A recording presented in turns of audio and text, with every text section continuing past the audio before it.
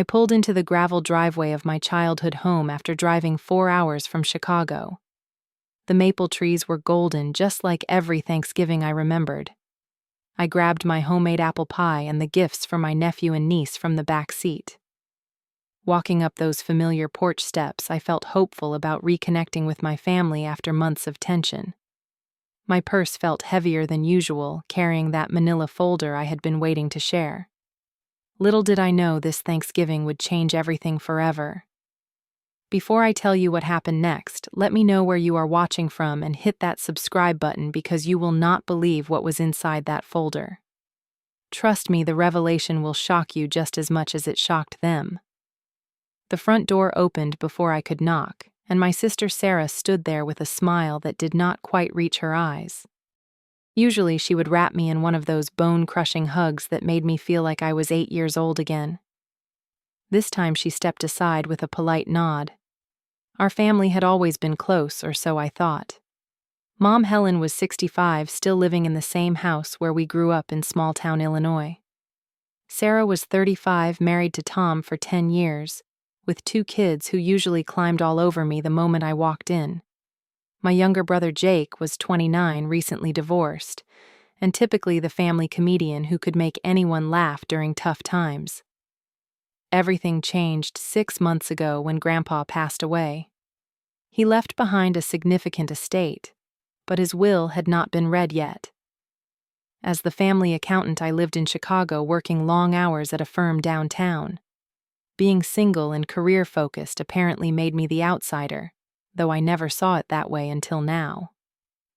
Walking into the living room, I noticed Tom barely looked up from the football game.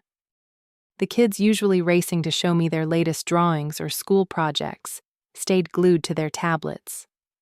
Jake emerged from the kitchen, gave me a quick wave, but avoided making eye contact. In the kitchen, Mom was bustling around the stove, her gray hair pinned back like always. When I offered to help with the mashed potatoes, she shooed me away. "Everything is under control, honey. Why do not you go relax?" Her voice sounded strained, nervous even. I caught her stealing glances at me when she thought I was not looking. Through the doorway, I overheard Sarah and Tom having a hushed conversation near the stairs. "Are you sure about this plan?" Tom whispered. We all agreed. "It has to be done," Sarah replied firmly. "Plan. What plan?" A chill ran down my spine, but I tried to shake off the paranoid feeling creeping in. Back in the living room, I settled onto the couch where I used to curl up and watch cartoons. The house smelled exactly the same: cinnamon, vanilla, and that faint scent of old wood polish. But something felt different. Everyone seemed to be walking on eggshells around me. Jake joined me on the couch but kept his distance. We used to joke and laugh until our sides hurt. Now he just stared at the television screen, occasionally clearing his throat like he wanted to say something but could not find the words. I tried making conversation about his new apartment after the divorce, but he gave short-clipped answers. Even the kids seemed different. When I asked my niece about her upcoming school play, she just shrugged and said her mom told her not to bother me with little kid stuff. As dinner time approached, I offered again to help set the table. Sarah declined, saying they had it handled. I watched through the dining room doorway as she arranged the place settings. My chair was positioned at the far end, away from the usual spot next to Mom where I always sat. Everyone kept exchanging meaningful glances like they were all part of some secret I was not privy to. The warmth and laughter that usually filled this house during holidays felt replaced by an uncomfortable tension I could not understand. When we finally gathered around the dinner table, Sarah positioned herself at the head like she was hosting some formal meeting, rather than our family Thanksgiving. She began carving the turkey with unusual precision, her movements sharp and deliberate. "Megan, it is so nice that you could make time for us," she said, her tone carrying an edge I had never heard before. The conversation started innocently enough with talk about the weather and the kids' school activities. But gradually, Sarah steered it toward family values and what it truly means to be committed to the people you love. "Family should always come first," she said, looking directly at me. Do not you think so, Megan? I agreed, unsure where this was heading. Then she began making pointed comments about people who abandon their families to chase careers in big cities, about siblings who only show up for holidays but disappear when times get tough. I mean, when Grandpa was sick, some of us were here every day. Tom chimed in, supporting his wife. Others were too busy with their important jobs to even visit. My chest tightened. I had visited Grandpa, just not as often as I wished I could. My job required long hours, and the 4-hour drive each way made frequent visits challenging. But I had called him twice a week and sent cards regularly. I did what I could, I said quietly. Work has been demanding, and the drive is difficult.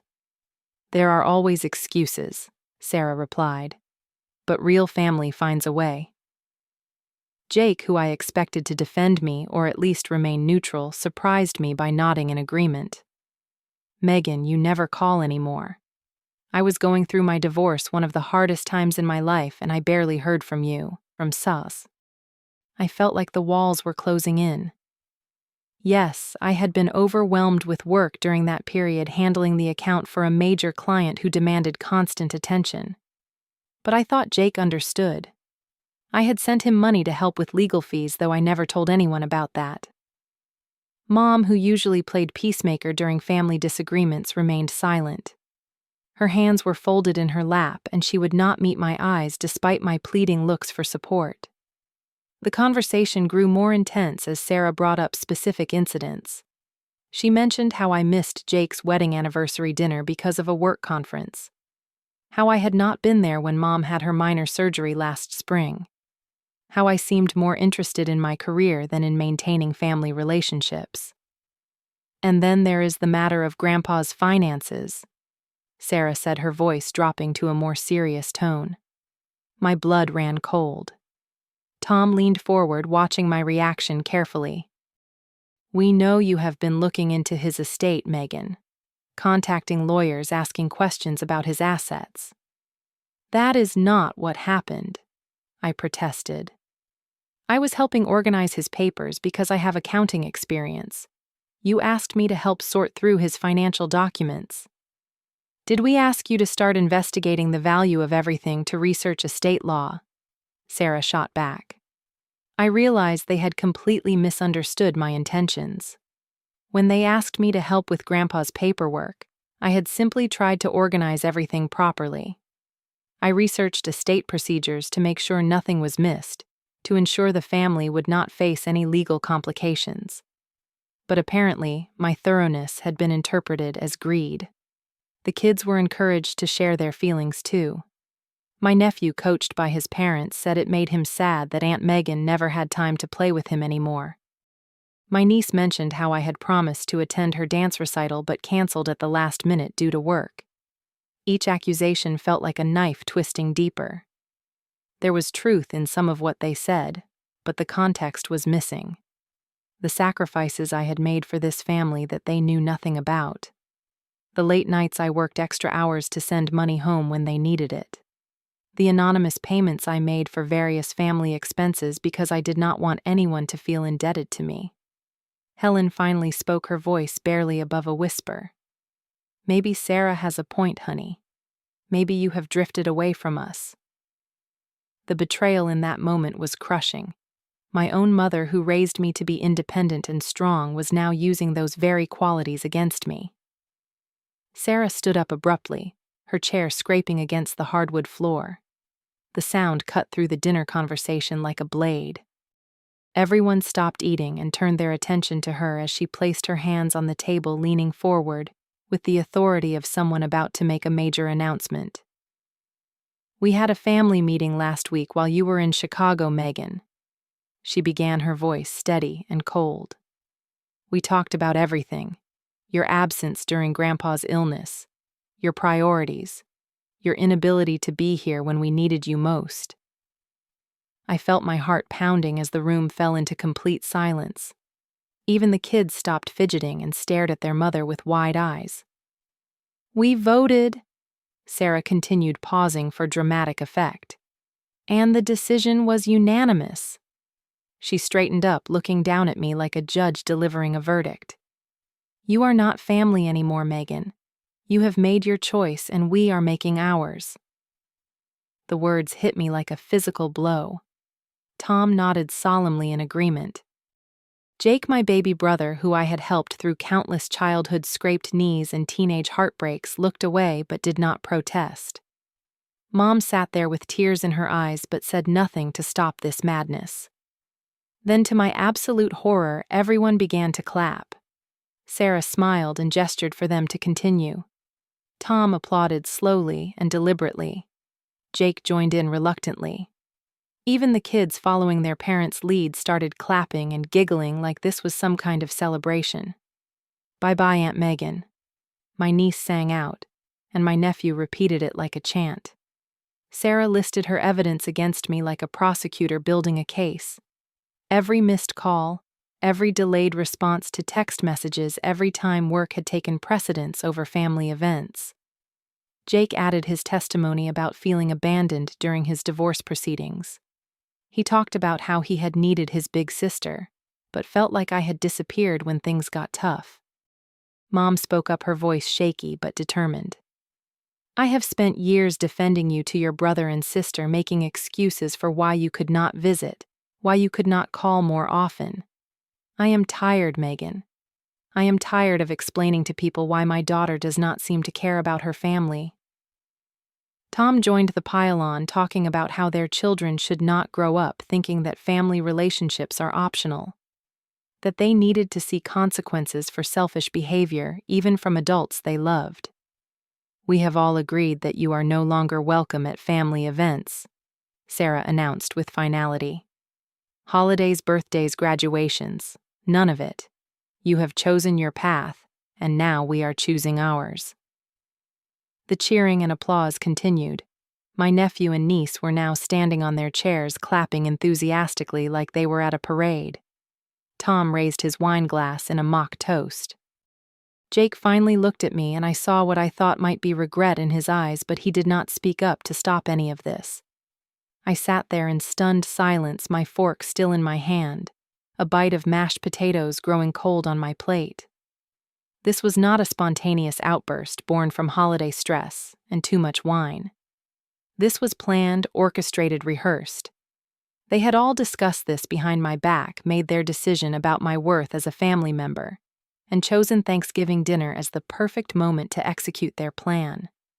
The realization that my own family had voted me out of their lives was crushing enough, but the fact that they were celebrating it, treating it like some kind of victory, was beyond anything I could have imagined. Sarah looked at me expectantly, waiting for me to break down in tears or beg for forgiveness. The entire table watched me like spectators at a sporting event, waiting to see how the losing team would react to defeat. But something unexpected happened in that moment. Instead of falling apart, I felt a strange sense of clarity wash over me. The hurt was there, sharp and deep, but underneath it was something else. Relief, maybe. Or recognition. These people who claimed to love me while systematically tearing me down had just shown me exactly who they really were. I set my fork down calmly and looked around the table at each face staring back at me. The expectant expressions waiting for tears or pleading or anger. Instead, I did something that clearly caught them off guard. I laughed. It was not a bitter laugh or a sarcastic one. It was soft, almost gentle, like someone who had just figured out the punchline to a joke that had been confusing them for months. "Well," I said, reaching into my purse, "then I guess you will not need this." I pulled out the manila folder I had been carrying and placed it on the table in front of Sarah. The folder that had been weighing down my purse and my conscience for weeks. "Since I am no longer family, this does not concern any of you anymore." Sarah looked at the folder suspiciously, then back at me. "What is this supposed to be?"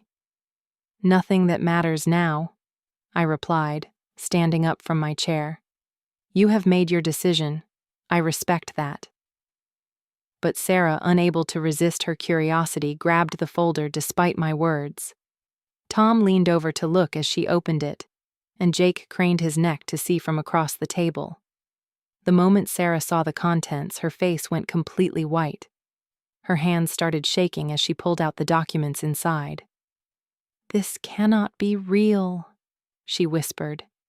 She was holding Grandpa's last will and testament, along with a letter from his attorney and several other legal documents. The will that had been read privately to me 2 weeks ago as requested by Grandpa himself before his death. Tom grabbed the papers from her trembling hands and began reading aloud. "To my granddaughter Megan, who quietly took care of me when others could not see the effort I leave my entire estate." The room fell into absolute silence, except for the sound of Tom's voice reading the numbers. The house valued at $200,000. The savings account with $150,000. The life insurance policy worth $300,000. Various investments and accounts totaling another $150,000. $800,000 in total. Everything. Left to me. Sarah started screaming. Not yelling or shouting, but actual screaming like someone had physically injured her. "This is not legal. You manipulated him. You convinced a sick old man to change his will." Jake jumped up from his chair, pointing an accusing finger at me. "You knew about this the whole time. You let us plan this dinner. Let us say all those things, knowing you had already won." But I pulled out another set of documents from the folder. Receipts and bank statements that I had been keeping private for over a year. These are the receipts for Grandpa's medical bills that insurance did not cover. $15,000. Paid anonymously. I set them on the table. Here are the receipts for the new roof on this house after the storm last spring. $22,000. Also paid anonymously. More papers followed. Physical therapy copays when he was recovering from his hip surgery. Grocery deliveries when he was too weak to shop. The medical alert system. The stair lift for the second floor. All paid for quietly without any of you knowing because I did not want anyone to feel obligated or embarrassed. Mom had gone completely pale and was gripping the edge of the table. Sarah was still screaming, but now it was incoherent rage mixed with panic. Tom was frantically reading through the legal documents looking for some loophole or mistake. "The attorney confirmed everything yesterday," I continued calmly. "Grandpa changed his will 8 months before he died, not when he was sick and confused, but when he was completely lucid and aware of exactly what he was doing." I picked up my purse and walked toward the door. He left a note explaining his decision. He said I was the only one who took care of him without expecting anything in return, the only one who did not treat his money like an inheritance I was already entitled to. Sarah lunged for the folder trying to grab more documents, but I had taken the important ones with me. "You cannot do this. We will contest it. We will fight this in court." "You are welcome to try," I said, pausing at the doorway. But the attorney assured me that everything is ironclad. Grandpa was very thorough. Jake was crying now, not from sadness, but from the realization of what this meant. Helen looked like she was about to faint, and Tom was frantically trying to calculate numbers in his head. "I never wanted the money," I told them, my voice steady and clear. "I wanted my family. I wanted to belong somewhere, to feel loved and accepted for who I am, not criticized for who I am not." I looked around the room one more time at these people who had raised me, shared holidays with me, who I had thought would be in my life forever. "But since you voted me out, I will honor Grandpa's wishes. The house will be sold within 60 days. Mom, you can stay until you find somewhere else to live, but after that it goes on the market." The screaming intensified, but I was already walking out the door. 6 months later, I was sitting in a coffee shop in Portland, Oregon, reading an email from my attorney. The estate had been fully settled. Sarah and Tom had tried to contest the will just as they promised, but their lawyer dropped the case when he realized how solid Grandpa's planning had been. I used part of the money to pay off my student loans and buy a small house near the coast. The rest went into a foundation I started for elderly people who needed financial assistance with medical care. Grandpa would have liked that. Helen found an apartment in a senior community near Sarah, but our relationship remained strained. Jake tried to reach out a few times, sending apologetic text messages, but the damage was too deep. Sarah never contacted me at all, which was probably for the best. The most surprising thing was how little I missed the drama. I had spent years walking on eggshells trying to prove my worth to people who had already decided I was lacking. Now I wake up every morning without that weight on my chest. I built new relationships with people who appreciated my career ambition instead of resenting it. Who understood that love is not measured in physical proximity or available time, but in the intention and effort behind every action. Sometimes I still miss the idea of them, the family I thought we were. But I do not miss feeling like I had to earn love that should have been given freely. I do not miss being criticized for being exactly who they raised me to be. The most important lesson I learned is that sometimes the people who claim to love you most are the ones who understand you least. True family is not about blood or shared history. It is about who stands by you when everyone else walks away. It is about who sees your efforts even when they are invisible to others. That Thanksgiving, they voted me out of their family. But in doing so, they freed me to find my real family among people who celebrate my successes instead of resenting them. I still think about them sometimes, especially during holidays. But I do not think about them with anger or sadness anymore. I think about them with gratitude. They taught me that I am strong enough to stand alone and worthy enough to be loved exactly as I am. Have you ever been in a situation where family relationships became toxic, and you had to choose between staying and protecting yourself? Share your story in the comments below. If this resonated with you, please like this video and subscribe for more real-life stories about overcoming family drama and finding your own path. And share this with someone who might need to hear that they are not alone in dealing with difficult family dynamics. Remember, you deserve relationships that build you up instead of tearing you down.